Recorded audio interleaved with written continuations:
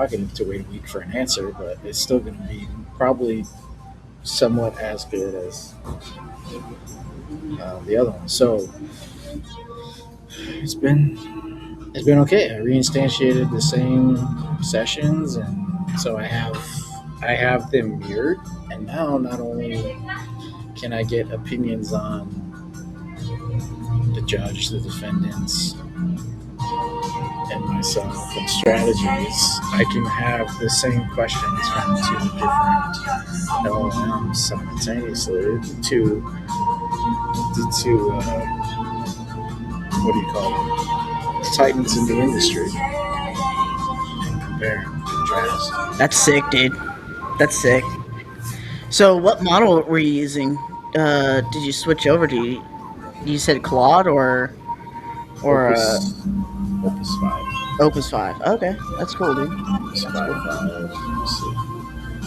I've been hearing good things about the GLM 5.3 or 5.2 or something. Well, And that's an open source one. Okay. Claude has this other one called Fable 5, and then they immediately had to restrict it Yeah, it's lame, because I guess it was just too advanced. I guess. So, yeah, and then let's see. I'm looking at my GPT. My GPT says last time I was playing with it was on 5.6.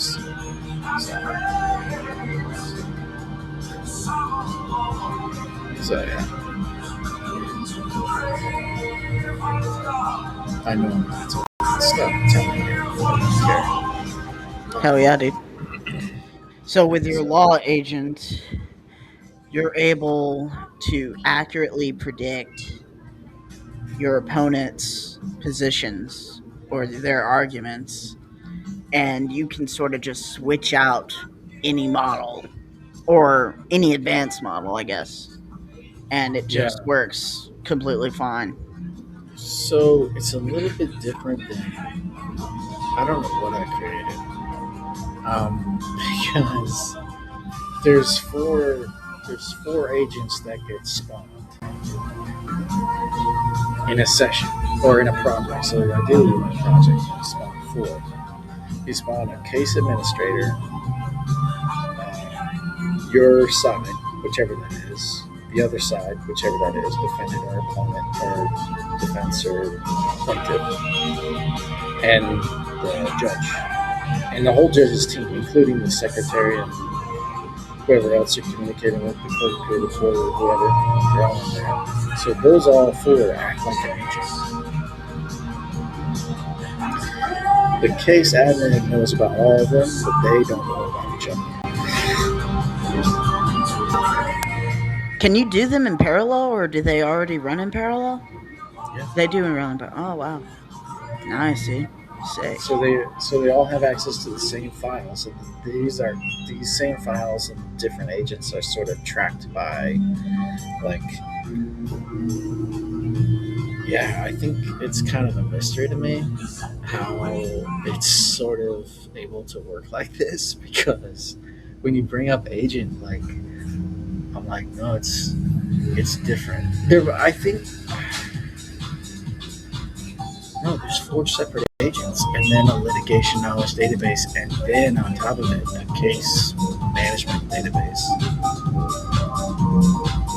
So I guess you could argue, but I don't know, because you could say that the project is in control, but actually you are in control. And then when you're going through the spawning process, it starts with it's like something that's born. It gets created from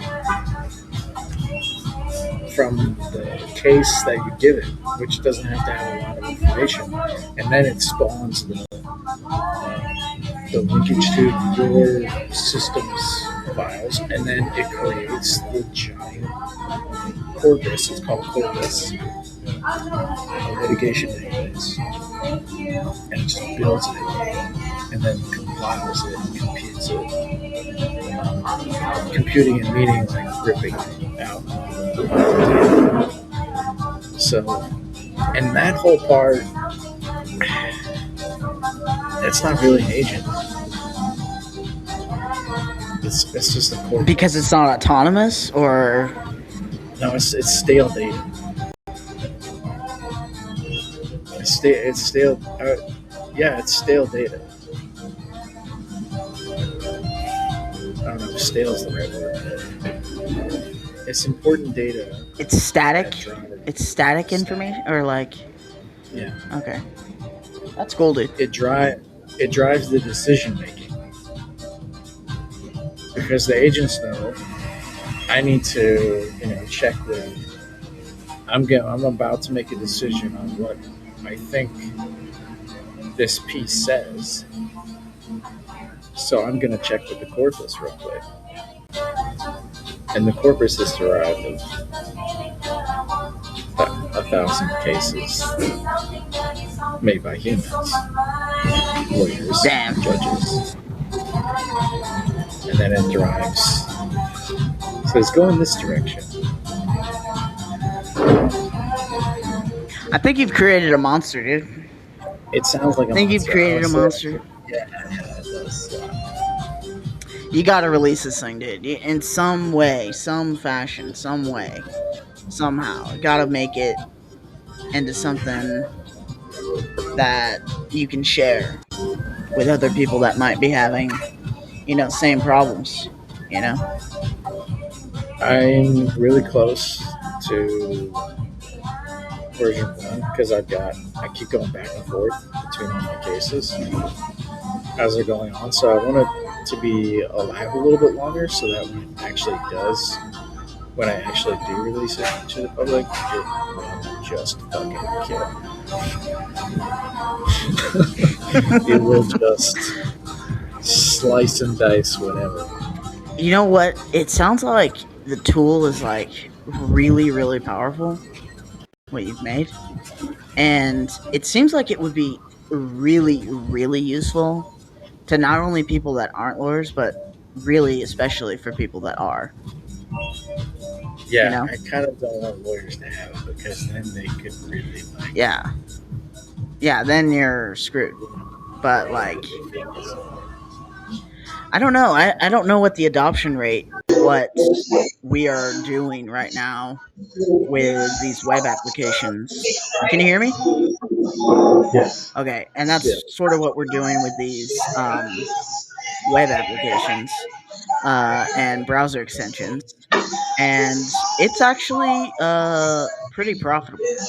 I was reading up on it, and you can get anywhere from, depending on how well you can get the users and how many users you can get upwards from $500, 40K to millions potentially, right?